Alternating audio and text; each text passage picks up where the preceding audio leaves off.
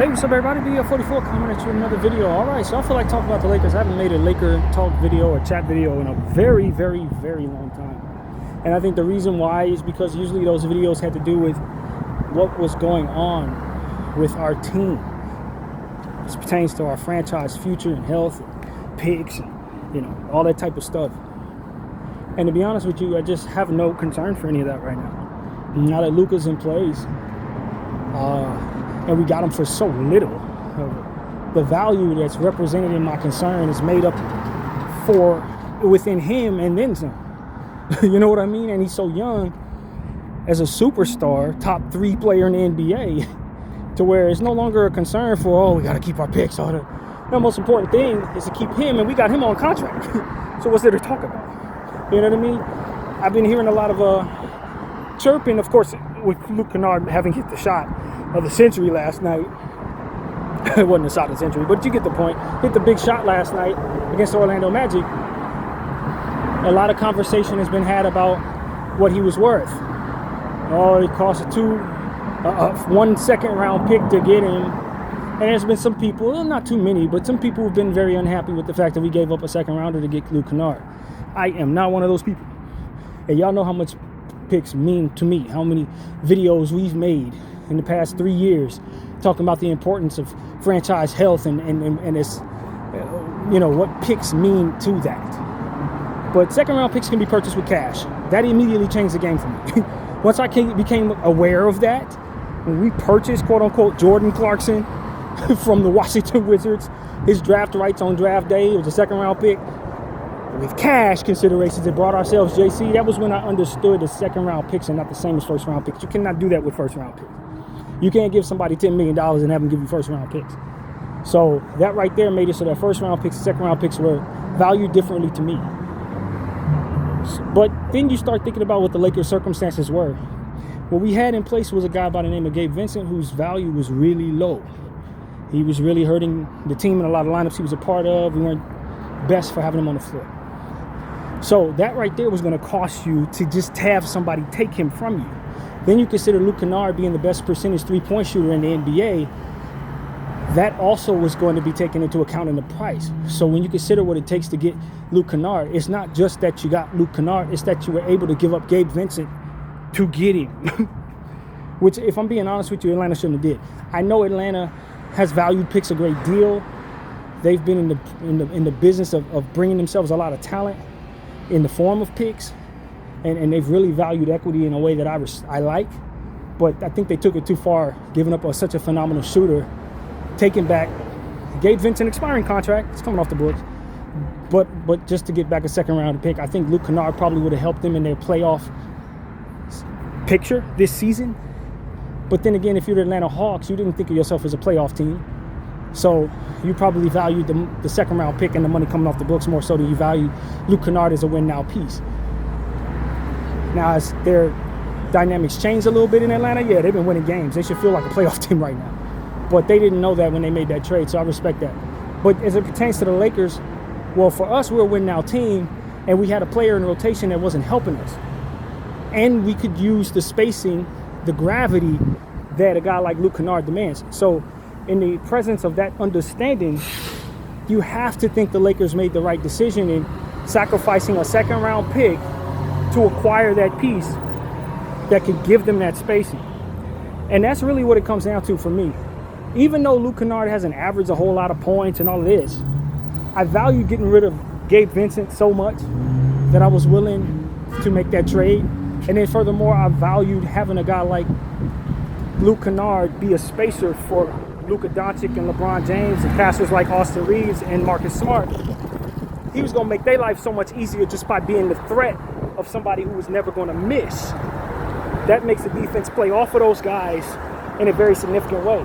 Even if Luke Kennard is not shooting a lot, you still can't afford to leave him open or he will burn you. And he will burn you better than anybody in the league via his shooting percentage. So that should have cost us probably more when you consider what Luke Kennard was going to mean to us.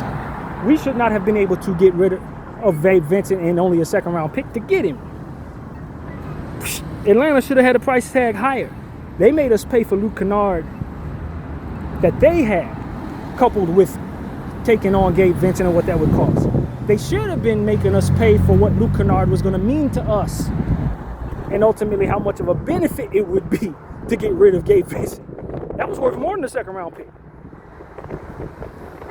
And so that's why I was never unhappy with the trade, because I know we won it. Now, if you're looking at it in a nutshell, saying, okay, picks matter so much to our future, pick is essentially trade equity, you know, why are we giving them up? Well, you want to trade picks as trade equity. This is what enabled you the ability to make the trade, was that you had the pick. So picks hold some purpose, and one of the main purposes is so that you can trade them. You know what I mean? And second rounders don't often turn into role players any damn way in a lot of cases. I mean, Luke Kennard was a first round pick when he was drafted. You know what I mean? Like, so sometimes your second round pick may turn into somebody special, Draymond Green, or something like that. But the majority of the time, second round picks turn into guys in the G League.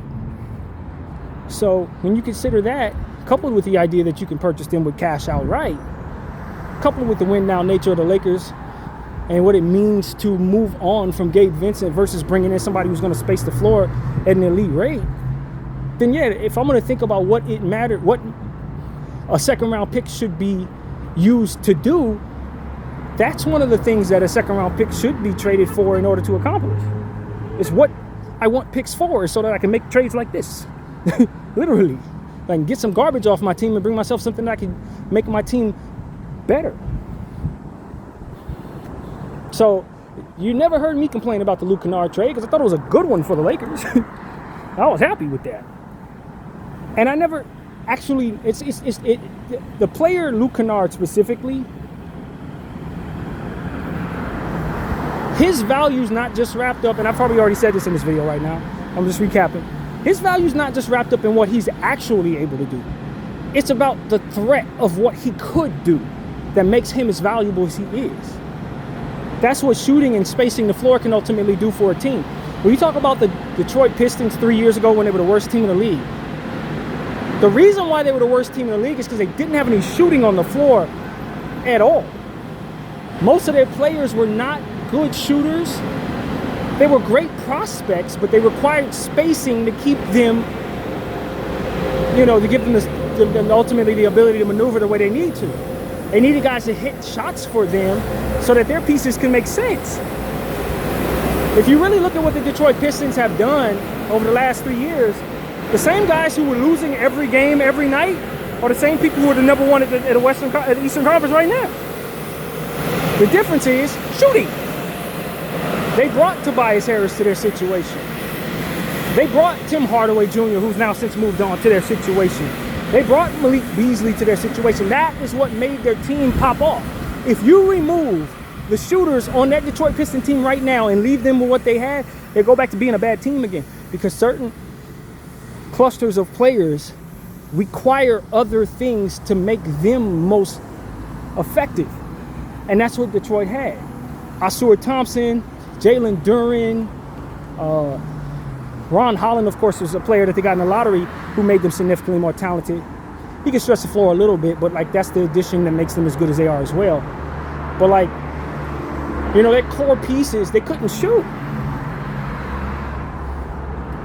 So in this situation, I thought that the Lakers are similar in the sense that, yeah, we have Luka Doncic, who's an excellent shooter, and Austin Reeves, who can shoot as well, but they're also playmakers who need to be able to pass to someone, and the person they pass into needs to be able to hit shots. And we got Vanderbilt in place. You got Gabe Vincent, who wasn't shooting well this year. You got, Jackson Hayes, who's not going to hit any shots from behind the arc, although he's actually shooting pretty well, but he only shoots like 3 of them a season, but he's hit all of them. Not important. The point is he's not stretching the floor for you. DeAndre Ayton not stretching the floor for you, so you need it. You absolutely could utilize a shooter that can create more space for Luka. Luka's creating space for others just by being on the floor, but who's going to create space for him? LeBron's not a natural born shooter, although he shot significantly better as a Laker than he did leading up to that point. He's still not somebody who's going to create so much of a threat that you have to hug him on the perimeter, creating so much space for the other players. You needed that shooter on your team. And so is that being the case, there's a certain value to having a guy as elite at shooting the ball as Luke Kennard on the roster. And so I think that's where my mind takes me. I'm very pleased with Luke Kennard. I don't need him to average 20 points or nothing like that. I just need people to continue to see him as somebody that cannot be given any space around the perimeter, as to give that space to my other offensive players. That's really what it's about. And as long as he's out there, if you don't guard him, you get Orlando'd. The whole NBA already knew that. But since Luka's fresh off the 60-point game and LeBron has been playing so stellar, that was what they forced themselves to sacrifice, the Orlando Magic, and it burned them. Because when you got to shoot on the floor like that, you can't leave him open. You have to take a man off of Luka. You can't just throw everybody at Luka. You can't just throw everybody at LeBron. You can't just throw everybody at Austin. Because if you leave Luke Kennard open, there's a better chance that he's going to make it than he's going to miss it. And that's going to be the dynamic all year long for this Laker team. There's going to be so much space for Luka, so much space for Austin, because you got that shooter on the floor. And so that's why I'm very happy with that trade. And I think the Lakers had the right idea when they gave up a second-round pick to do it. Especially since they were giving up Gabe Vincent, of whom I desperately wanted off the team just as much as I desperately wanted somebody to make the team better. I thought he was addition by subtraction even if we didn't bring in Luke Kennard. They could have gave us back nothing and I'd have been pleased. Because that's how much I thought Gabe Vincent was a nuisance to our success. So having him in the regular rotation the way we were playing him, you were always going to have certain lineups that he was going to be on the floor that were just going to get beat. It was a dynamic that we no longer have anymore. And this Laker team has been on, a 9-game winning streak? That winning streak would not have been the 9 games if Gabe Vincent was still in rotation. We would have lost a couple of them games. I'm just being honest. So, yeah, man, it's not just about what Luke Kennard is doing. It's about what he's a threat to do that ultimately gives him the value that he has on this team. He don't ever have to shoot the ball. You just have to be worried that he will. You feel me? You just have to be worried that he will. Enough to let Luka catch the ball with only one person guarding him or 2 people guarding him as opposed to an entire team trying to crowd him out. And so that could be a series-winning dynamic for the Los Angeles Lakers, to be honest with you. That could be a series-winning dynamic. They're going to be playoff games where that same thing is going to be in place, and they're going to have to guard Luke Kennard. They're going to have to guard him. And if they don't, they're going to lose. He's going to burn them just like we burnt Orlando. And so, yeah, man, I'm extremely pleased with that dynamic. And, I want to give more credit to J.J. Redick and the play that he drew up. A lot of people were doing that. I did not, but I definitely saw the fruit in giving him the credit. He drew up some fantastic plays down the stretch of this basketball game, and I think he's been coaching really well these last couple of games. Now, that's always going to have an asterisk to it because fundamentally, I don't agree with shrinking my bench and not developing my young players. I do think that that's going to hurt us in the end. But there's really no evidence of that at this point. And it's not supposed to be any evidence of it at this point if I'm just going to give myself a qualifier as well. That's something that's going to burn you later on. When guys get hurt and you have to utilize people that you haven't utilized. And they're going to be underprepared because you haven't utilized them. That's the dynamic I'm guarding against. There's no way to showcase that until you're forced to. So that's really the thing there. I still am not all the way on board with everything that JJ's doing because I think he's leaving his team with that dynamic. You're going to have no faith in people that you may be forced to use. And it's going to be because you didn't sacrifice playing time to some of those regular rotation guys to afford them opportunities to become comfortable on a basketball field. And so playoff series can get tricky. A couple of role players roll an ankle, all of a sudden you're utilizing people you haven't used all season long. That's not what you want. You never want to leave yourself in a space where you're utilizing people that not only do you not have any faith in, but people who don't have any familiarity to what it is that they're asked to do. Championship teams will never leave themselves in that position, in my opinion. Not on purpose. And so I do think that we're still at a severe risk for that dynamic ultimately biting us in the backside. And I think any team that shrinks their bench that way is in that same position. So yeah, is he doing a great job in the areas that matter? Some of them, yeah, for sure. The things that matter to success every night, running good out of bounds plays, the rotations that he's using are working. He's got guys fired up to play over the last 9 games. Those are areas that I think JJ Redick has done a fantastic job in. But the area I'm most critical about him in regards to, it's not possible for that to necessarily show up right now. The area that I'm most critical of him is the fact that he's not utilizing my roster at all. It's the same problem I had with the Minnesota Timberwolves, the same problem I've had with the New York Knicks prior to Brown becoming the coach. It's a problem I have with several coaches in this league. They just don't utilize the young guys and their bench players. And some of them bench players are not very good. I respect that. But not all of them are not very good. Some of these guys have a whole lot of upside, a whole lot of natural gifts and abilities. And you're rendering yourself stranglehold to just a few players. And those few players may be more, helpful in winning games. They may be more helpful in winning games. But the problem is, if you have to play those other guys, what are they used to doing at this point but sitting down and clapping and slapping hands with people? And if a guy is good enough to make it to this level, then obviously he's an elite ball player in this world. So you can't tell me a guy's a quote-unquote scrub. Now, some guys just don't play well under pressure. Some guys don't have attributes that can help the unit they're a part of. Some guys are old and washed up and just can't help you anymore, or too young to really be professionals. And those things are to be taken into account from case to case.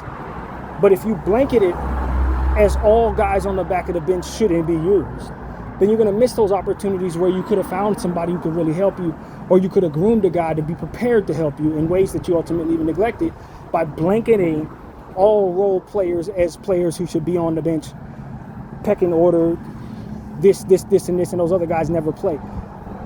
JJ gonna learn that lesson. It's gonna hurt him. It hurts everybody who does this, man. And most importantly, your franchise goal should always be to get the most out of everybody you're paid.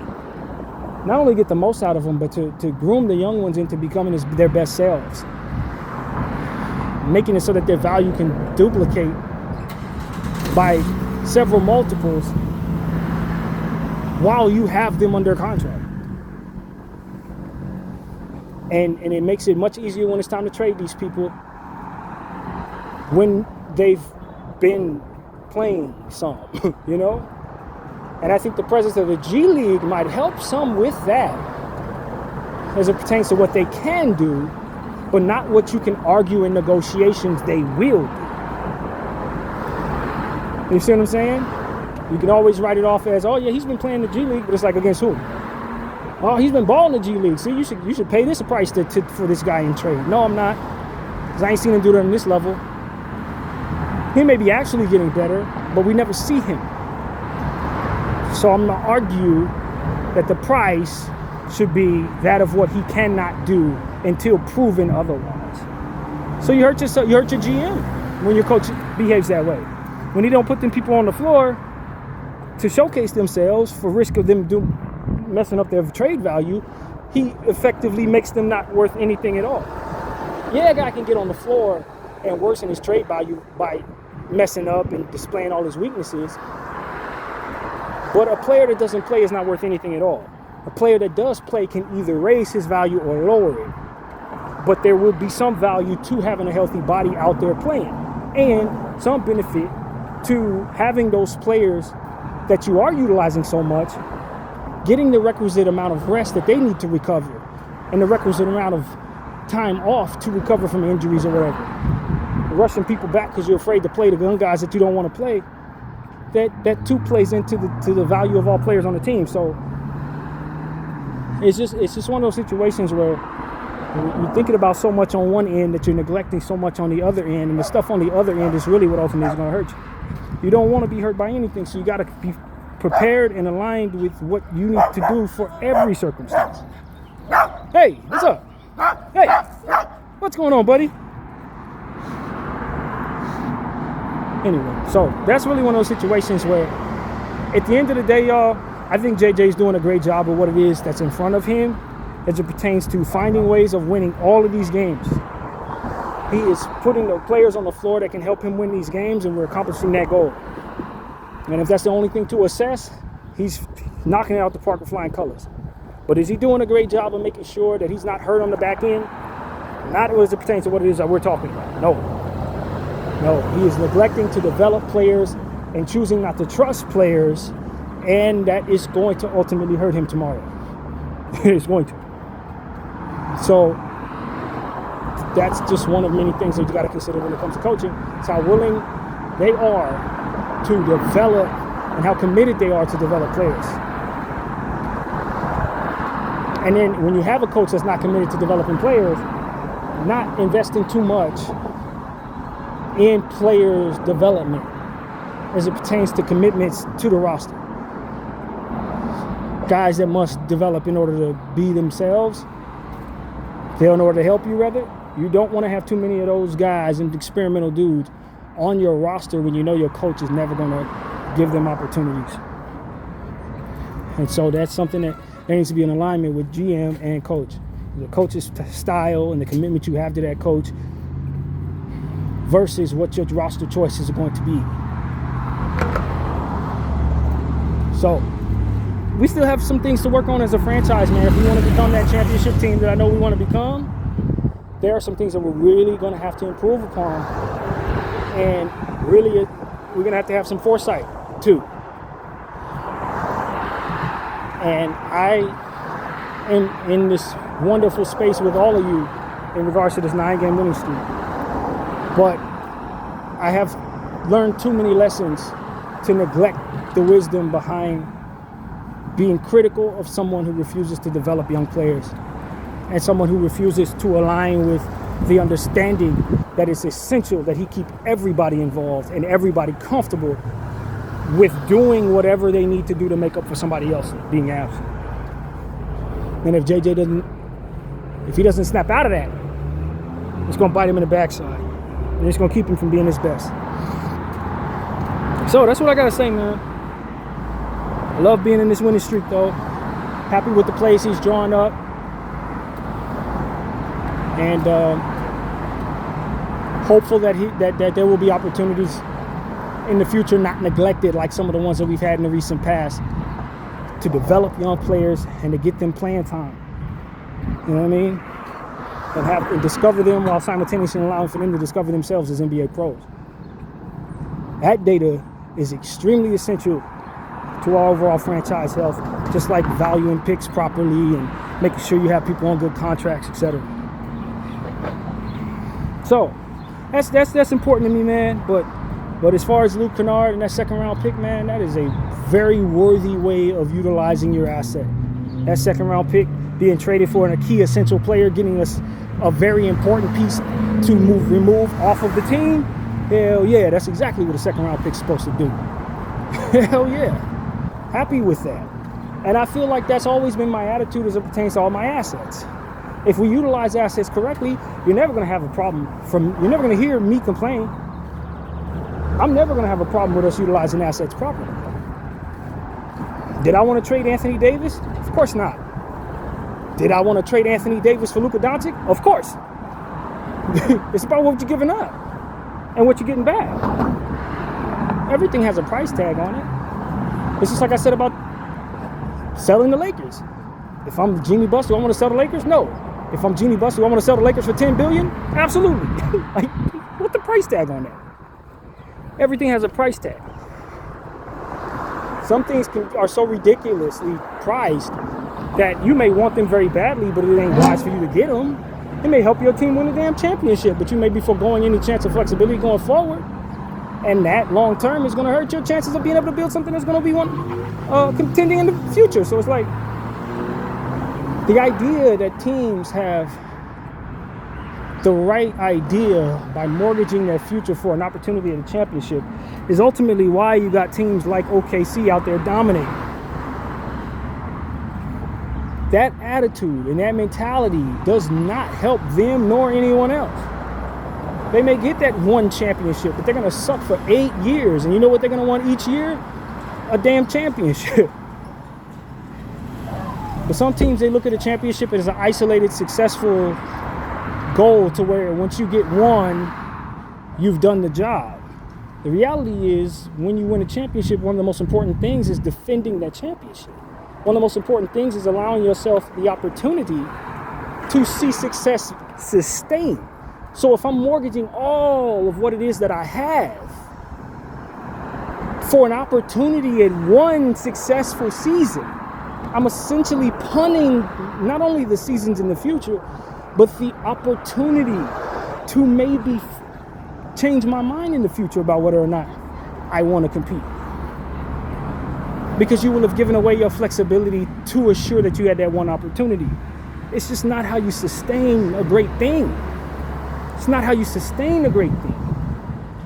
And so this is why I just think philosophy has a lot to do with what it is we're seeing. You know, another conversation that I've been wanting to have on this camera, and it's just somewhat related, but it's not a Laker exclusive by any stretch of the imagination, so just bear with me, is the idea that the NBA should not be expanding because they don't have enough talent. Let me make something very clear in regards to my own opinion. I have the opposite opinion. And I've made the case many times on this channel. I think there's too many teams that have underutilized, underdeveloped gyms on them. And those who are assessing the NBA not having enough talent, I don't think what they're looking at is telling them otherwise. I just think that you have this dynamic that we've been describing where coaches don't play young players, thus they don't develop, in so many different places, to where a lot of the teams that could potentially be utilized fill full roster spots of good players. The imagination that these players that are not being utilized potentially being good role players and maybe good starters is not necessarily in play. I can give you an example. I think there are many players on the second half of benches that, if brought to an expansion situation, will immediately make a name for themselves. There will be some duds for sure in that quest of trying to put together that roster, but you're going to find enough players to get you started with a building process that will have to be completed through the draft and free agency. So I don't think the NBA should not expand because there's not enough talent. I think they're going to be very successful expanding because of that dynamic. And that's what I kind of wanted to say here, because I've been listening to people who are saying that the NBA shouldn't expand, rather, because of a lack of talent. And I disagree with them, but it's because I believe myself to have a vision. And I think that the NBA itself, though some of the people at the top of the NBA may share that vision as well. And that's really what it comes down to. But you got to respect that, again, it's going to take draft picks and free agency success to complete those missions. You're not going to find number one A stars on the back of anybody's bench. Well, you may, but you'd be best for not counting on that. But finding good enough role players that can develop into solid role players, or you can get away with being your starters on a tanking situation, yeah, you could definitely expand. And from what I understand, what the NBA is trying to do with expansion is make it so that these expansion teams get draft priority. So I think that is exactly how you do it. With respect to these teams that are tanking, who are not very good, etc., if expansion is going to work, there should be some priority to the expansion team getting top 3 picks in whatever draft. The first 2 drafts those expansion teams are in play, they should be gifted a top 5 pick each time. It's not something everybody's going to agree to. If I'm Sacramento, I definitely ain't feeling that. But if I'm the NBA, that's just what I think is probably best for expansion. And we saw that with the Bobcats too. Unfortunately, it didn't necessarily work out. They got the first overall pick in Emeka Okafor, but he didn't really turn into that. He was cool though, but like it didn't really work out. But even then, a couple years in, the Bobcats did become a playoff team. So that's really what it is for me. I just think that if you do things correctly in that regard, you can find yourself being very pleased with your expansion situation. And we've seen success. You know, the Seattle Sonics moved on to OKC, and the OKC Thunder have been just one of the premier NBA teams since their inception. They've done a much better job with the OKC Thunder than the Seattle Sonics were able to do with the Sonics, if I'm being completely honest with you. So, all things considered, I think we have enough evidence of expansion being successful. You know, when I first started watching basketball, the Magic and the Heat had just expanded like 3 or 4 years before, and those teams were already respectable teams by the time I started watching basketball. I think they came in like 89 or 90. I started watching ball in like 94. Those teams were already like teams worth watching. You know, with Shaq and Penny, and of course, the Heat were a team that was really gritty with Tim Hardaway. I even remember some of the role players on the Heat team, like P.J. Brown, you know what I mean? And, you know, so those expansion has worked, in my opinion. It's really worked. Toronto, I remember it vaguely, but I do remember Toronto and Vancouver being expanded into. Vancouver was a bit of a struggle in Vancouver, but when they moved the team to Memphis, they've been very successful. You know, regular season playoff successful, not championship, but they've done good things. And the Toronto Raptors have since won a championship as well. So I believe in expansion. I also believe in oversaturation, or stretching yourself out too thin, rather. But I don't think the NBA is there. The NBA that I grew up watching did have 32 teams. They've since, you know, shrink it down to 30. Bring it back up to 32, I think it'll be fine. But it's not necessarily just about just having teams. They have to be run properly, man. And if they don't increase the overall aptitude for team running, so to speak, people in place knowing what they're doing, understanding what all goes into making the team successful, then anything can fail. You know what I mean? Teams that don't value player development, keep poor coaching around, draft poorly, don't have good, you know, health departments, all these different things, the components, you know, front office structure, all of these different things, if not done correctly, you can have 24 teams in your league will suck. You know what I mean? You can have 32 teams, your league will suck. It's about making sure that each team is running equality. Very quality. But at this point, I think expansion is necessary because I think we have an overlap in talent, and you can only play with so many people at once. And because you have teams that are not playing everybody, it will give you the guys that you don't have that much talent when you actually do. So that's really the moral of what it is I want to say. And I look at this guard position, and I look at the draft that's coming up, coupled with what we already got going on with drafts. You look at teams like the Chicago Bulls who have 1 million point guards. You look at teams like the Utah Jazz and the Washington Wizards who have guards that could develop to be stars, but also have first-round picks with the ability to draft even more talented guards. You see a need, specifically with the guard spot, for more roster spots. I don't know that you see that with the center position. I don't think you necessarily see that with the forward position.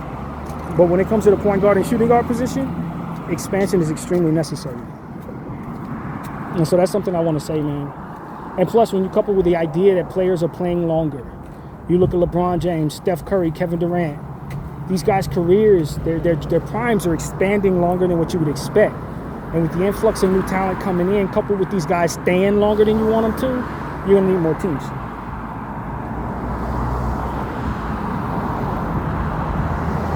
And so that's, I think if you have vision for what's coming, you understand that expansion is healthy right now.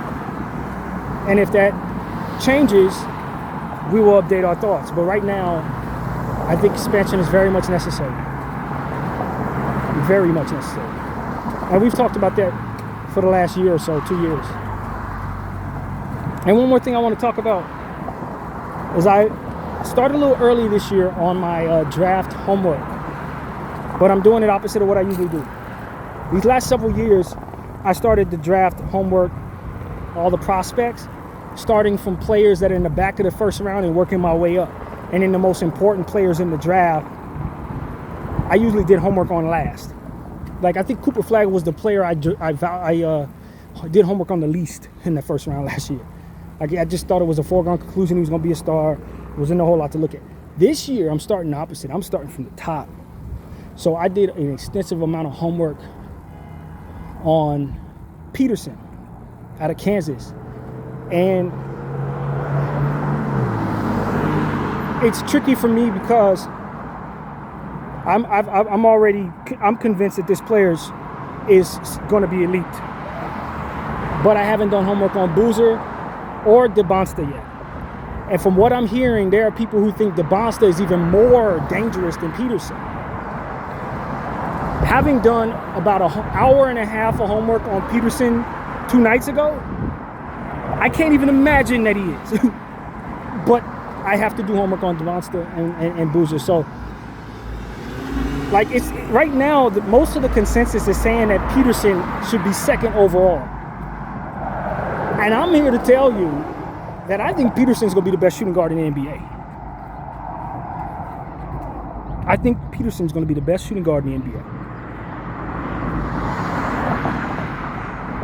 That's what I wanted to say to you. After doing an hour and a half of homework on Peterson, I am convinced that he is going to be the very best 2 guard in the NBA. This kid, arguably, is the best freshman prospect I have ever seen in my entire life. I'm not kidding at all. I'm not kidding. Darren Peterson is the best freshman I've ever seen. And I say that with an understanding that Kobe didn't play in college, LeBron didn't play in college. You know, just to bring around perspective. But yeah, you know, when you think about the shooting guard in this league, I don't think the shooting guard position is as dominant as it was in the years that I grew up. Michael Jordan, Kobe Bryant. So in a world where they existed, I wouldn't say that. But in this world where the best shooting guards that come to mind are Jaylen Brown and Anthony Edwards, Devin Booker, I don't think Luka's a shooting guard. I think he's a 1. Just put that out there. I don't think SGA is a 2 guard. I think he's a 1. Just putting that out there. If I'm to say what I think the best shooting guard in the NBA is right now, I would tell you that I believe it's Anthony Edwards. I think Darren Peterson is better than Anthony Edwards. Now, there is going to be a growth process, a health conversation. And of course, Ant-Man is 5 years into his career. So out the gate, I'm not necessarily saying that I think he's going to outdo Ant-Man out the gate.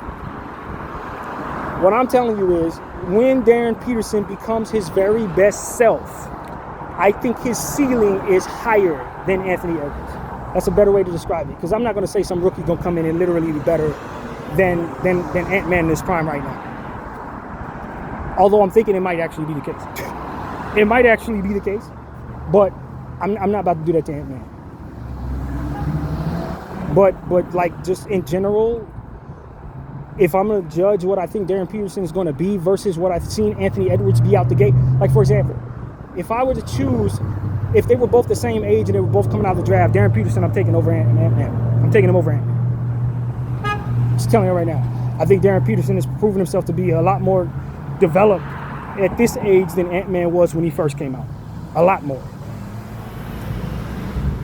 In fact, he's a lot more developed than anybody I've ever seen, if I'm being honest.